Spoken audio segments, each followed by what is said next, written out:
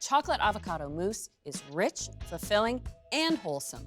So I'm gonna start right off talking about these dates. I have 10 Medjool dates.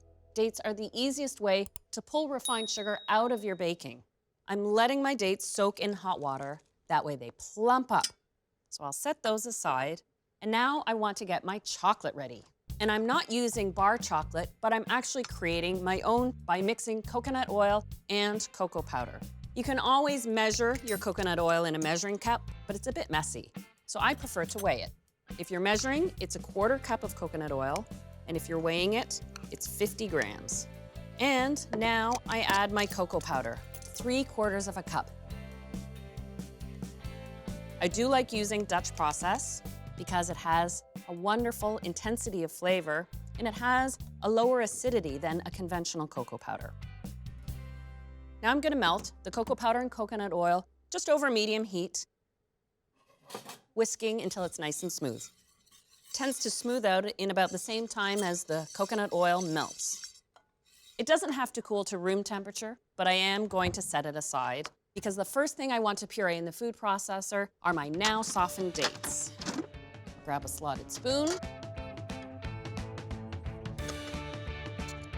And then I measure out 2 tablespoons of this liquid and put it into the food processor. I do like to puree the dates first. That way I know they'll be nice and smooth within the mousse. And with each addition of an ingredient, they'll puree even finer. All right, now I'll move on to the avocados. You want to use ripe avocados, that way they'll puree nice and smooth. And it's amazing what that avocado flavor lends to this recipe. You're trying to make a wholesome dessert that's fulfilling, and it's gotta feel rich on the palate. Well, avocado is so creamy and rich, but it's also got a natural sweetness. So all I'm doing is scooping my avocado out into the food processor.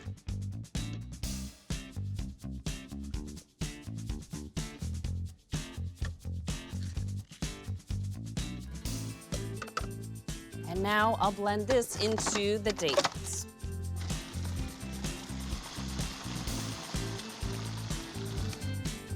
There we go. Now it's time to add my chocolate combination, the cocoa and coconut oil.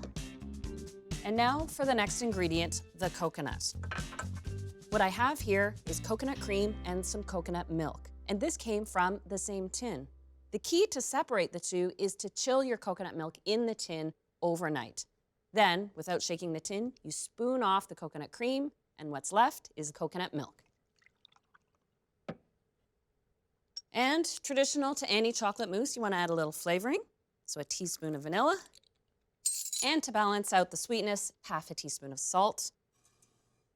And now I'll puree this all together.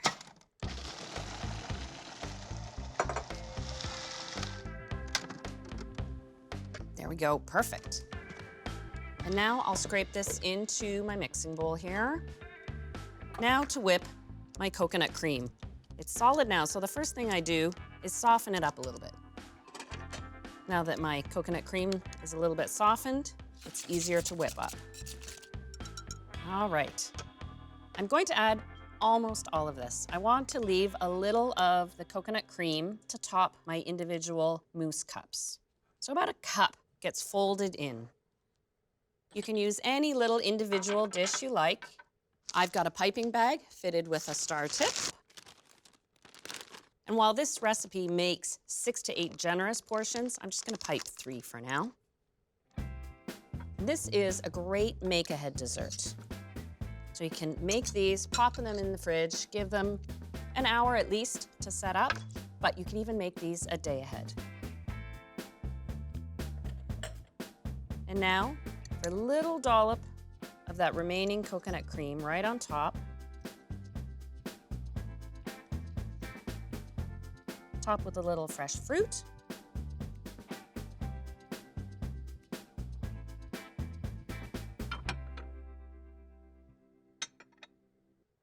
Oh, and there it is. I find a dessert like this just so inviting. It tastes so sinfully rich, but you can put a grin on your face because you know it's wholesome. While I usually let this chill, you know what, you can eat it freshly made. Look at that gloss. It just speaks to me. I can pick up the hints of the coconut. You do know it's in there. But honestly, except for the creaminess, you'd never guess there were 2 avocados in there. Move over, guacamole. This is the new favorite.